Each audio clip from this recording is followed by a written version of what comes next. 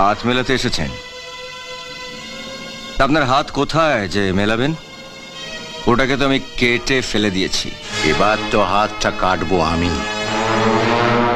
না না, তোমার নয়, তোমার দাদা। শুধু তুমি আমার দলে এসো।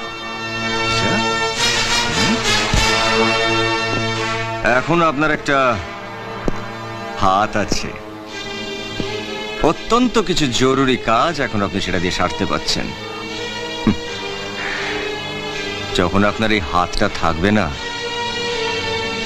তখন খাওয়া দাওয়া তো দূরের কথা, সকালে বাথরুমে যাওয়ার সময় সঙ্গে করে একটা লোক নিয়ে যেতে হবে।